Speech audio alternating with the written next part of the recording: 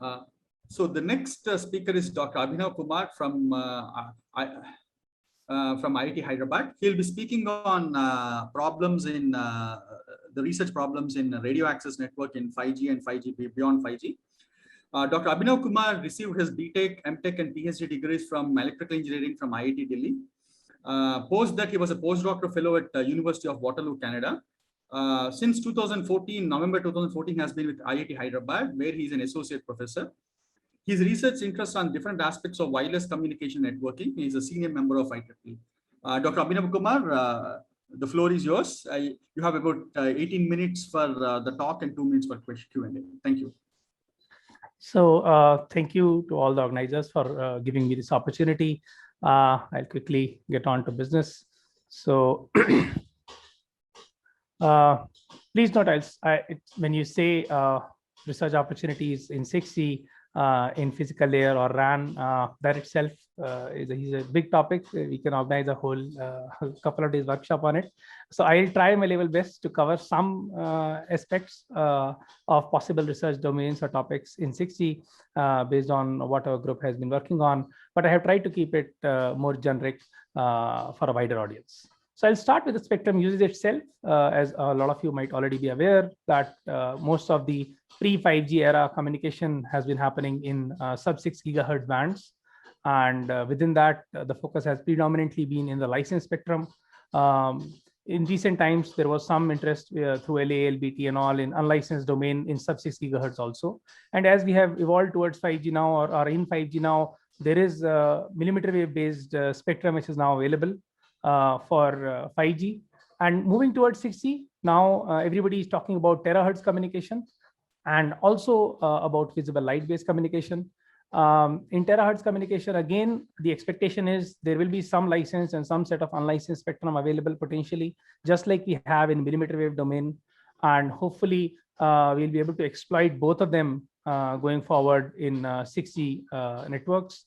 Plus, visible light communication itself has come up as an attractive alternative to the traditional radio spectrum based communication because of the advantages it offers in terms of huge bandwidth.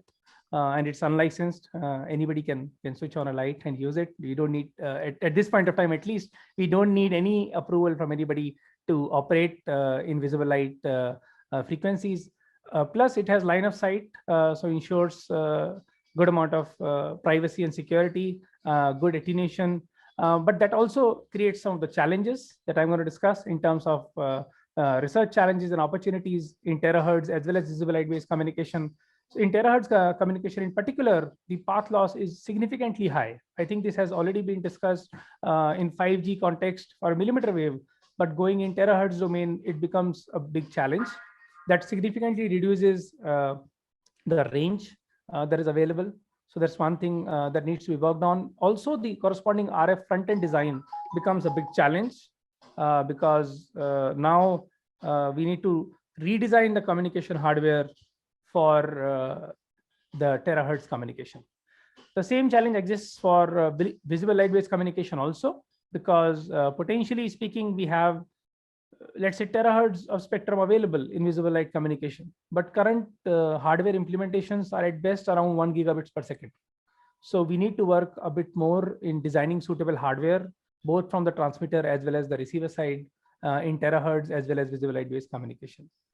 The third challenge that I see going forward is in terms of device discovery and beam tracking, and more so because as we are increasing the frequency bands or frequency center frequency is shifting towards higher and higher value, we are going towards a more and more directional regime.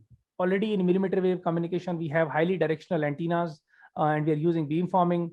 But going forward in terahertz based communication, tracking these beams with very small amount of mobility in user devices will become a big challenge. So I think we need to do a lot more in that domain. And also device discovery, given that we have such fine beam widths available, how do I perform device discovery and how do I maintain connection with these devices in even a small amount of mobility scenarios? Another thing which has not been a big challenge till date, at least compared to the other aspects, is the baseband processing complexity. I think a lot of it was being discussed earlier in the previous talk by Professor Methili from higher layers perspective. But going forward in 6G domain, because we are talking about, let's say 100 gigabits per second. Now, if you're talking about 100 gigabits per second, we need to process that much data in the baseband. So the hardware has to evolve in baseband also to support, this kind of processing capability. Another thing is asymmetric uplink or downlink technologies. For till date, whatever we have been using, we are using the same device and technology for uplink and downlink. So for example, in our phones, if you're using a 4G LTE advanced based connection, you are essentially using the same RF, maybe using TDD or FDD, or going forward in a full duplex mode. But so far, we are not changing the technology when it comes to uplink and downlink. But as I mentioned earlier, one potential technology that we can consider for 6G is visible light-based communication. And in that domain, the challenge is if you're using the same LED for illumination and communication, we can easily set up the downlink link. We can deploy an LED in the room or in an office environment, and we can use it to broadcast information in that particular room or area. However, the uplink there becomes a challenge because now I cannot have a similar wattage LED in the uplink direction, right? Because that will create a not so convenient environment for the end user. So now I need to have downlink coming from maybe VLC with very high throughput, and uplink being going through some other alternate technology, maybe RF or terahertz or millimeter wave based communications, so that we can exploit the advantages of both of these technologies. As I mentioned earlier, in all these spectrum bands that have been used so far and going forward in terahertz also, the expectation is we will have both licensed and unlicensed operation.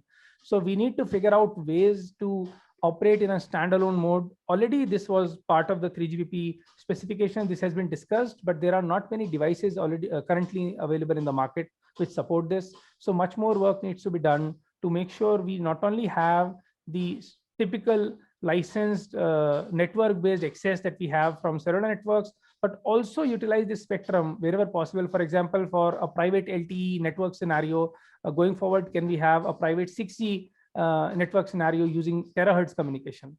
So in that fashion, developing techniques for standalone unlicensed operations, for example, to mitigate interference with existing users, or developing techniques for coexistence with existing technologies is another area or domain we should be looking into.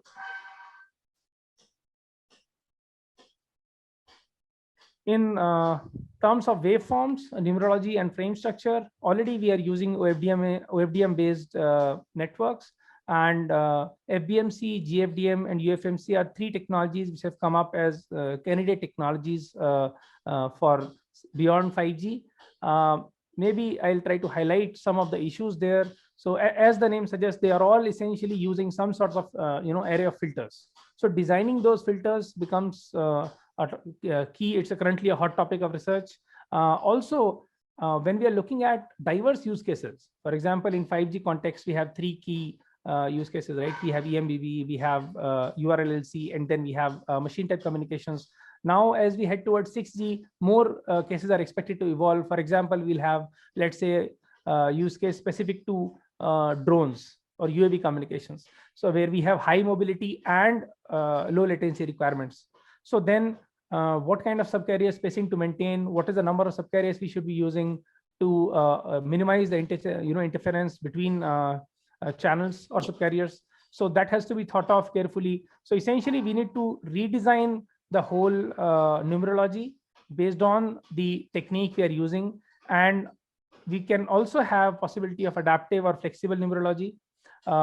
As I mentioned regarding the filter design, we need to come up with better filtering and windowing techniques, and how to multiplex. I think I have already discussed this, that we have evolved from a time division duplexing system to an FDD system to full duplex now in 5G in some sense. And going forward, we will have dynamic duplexing available where each small cell can decide its own TDD or FDD ratios, and then we need to support this through the network in terms of providing techniques to minimize interference between these cells, which are independently selecting their multiplexing factor. And that is where I think a lot of application of AI or machine learning in particular will come into picture, where we will try to have some sort of machine learning techniques sensing the environment around, coming up with predictions that this is potentially going to be the interference in the nearby cells. And based on that, we can try to optimize these parameters, because otherwise optimizing them through a centralized, in a centralized fashion is a big challenge. The problem turns out to be really complex, even for 4G systems. So I don't think for 5G and beyond systems, it's a tractable problem. And we need to use some sort of these machine learning tools. There is already a good amount of work happening in this direction, where people are using ML for resource allocation in cellular networks, but significant more work is required to connect that work with the standardization activities that are happening at this point of time. So this is just to illustrate the same example, maybe comparing OFDM and FBMC and trying to highlight that they share some aspects like subcarrier spacing and number of carriers, but certain aspects are unique to FBMC, like filter length, filter localization and all, whereas in OFDM domain, we are more into cyclic prefix and filtering and windowing operations. Going to the last type of problems that I'm going to cover in this particular talk is multiple access techniques. As you are aware, we have evolved from 1G, 2G, 3G, 4G to now 5G, where we are already discussing SDMA in some sense, because they're using millimeter wave based communication. So we are using SDMA to a certain extent. And going forward, we'll definitely have NOMA and RSMA are two key candidate technologies for beyond 5G networks. But there are challenges which have come up in recent past for each of these techniques. Maybe we'll spend some time here. So for NOMA, what we have is we have the same resource being reused, the same time frequency resource being reused for multiple users together. In this example, you can see we have a strong user US and a weak user UW, and we are trying to transmit to both the users at the same time for the full spectrum available. And the idea is, this example, we are doing it in power domain, but NOMA can be done in other domains also. So here in power domain, what we are doing is we are allocating power to the two users, US and UW, such that both the users can receive their signal simultaneously, where we allocate typically less power to the strong user, and because it is in good channel conditions based on HS, and we allocate more power to the weak user, so that the weak user can receive its signal and decode its signal directly. Whereas the strong user, because it is in good channel conditions, it first tries to decode the weak user signal, because we have allocated more power to the weak user signal, right? So it tries to decode that signal first, and then cancel it out, and then decode its own signal. So this is called successive interference cancellation, and this can recursively be performed for more than two users also. It is not that we need to do it for only two users. But here the challenge is, in theory, this looks like an excellent technique, but in practice, there are a lot of issues that need to be resolved. For example, what happens if my channel estimates have errors? So in earlier cases, certain fraction of or certain amount of channel error used to result in a certain amount of degradation in performance in terms of bit error rate or symbol error rates, if you want to call it. But now, because of this propagation of error, so any error in estimation of HS not only affects the decoding of UW signal, but also affects the decoding of US. So there, this error propagation comes into picture, where we now need to ensure that due to imperfections in SIC, or it can also be due to hardware imperfection in SIC, we should not be losing on the performance. So this is one key area in NOMA domain where a lot of people are working, and we will see a good amount of outcome coming from this direction towards 6G communications. Similarly, in RSMA, we have two messages. Again, in this example, I have purposely taken for two users. We have two users we're trying to schedule. So we take a message splitter, we split their message in terms of common message and private message. We combine their private messages, and then we encode the private messages as one private message and appended by individual, common messages as one common public message, which will be broadcasted to all the users, and then individual private messages separately, right? And then the idea is at each of the user, for example, for user one, it will first try to decode the common public message, then perform SIC, then try to decode its own private message. So again, here the same problem that I have explained for NOMA comes into play, because here easily possible if there are errors in estimates. which is typically common in real life hardware implementation. So then how to minimize those, how to decide when to perform RSMA, that itself becomes a question that needs to be answered. So we have tried to answer the question for NOMA in the previous work that I presented, that for certain scenarios, we were able to show that OMA turns out to be better. The traditional 4G technology turns out to be better than the technology we are looking at for 6G. For a fraction of cases possible. For the remaining majority of the cases, but of course, NOMA turns out to be better in a practical environment. So same holds true for RSMA, but I think some more work is required in this direction. Also, as you can see, RSMA can be viewed as a superset of the techniques. In some sense, we have SDMA, we have NOMA, and their intersection, we can say, is in some sense OMA. And RSMA is a broader spectrum technique. If we tweak the parameters, if we tweak what is a private message, what is a public message for each user, based on that tweaking, we can realize SDMA or NOMA or OMA from RSMA itself. So it's very interesting technique that we should look into.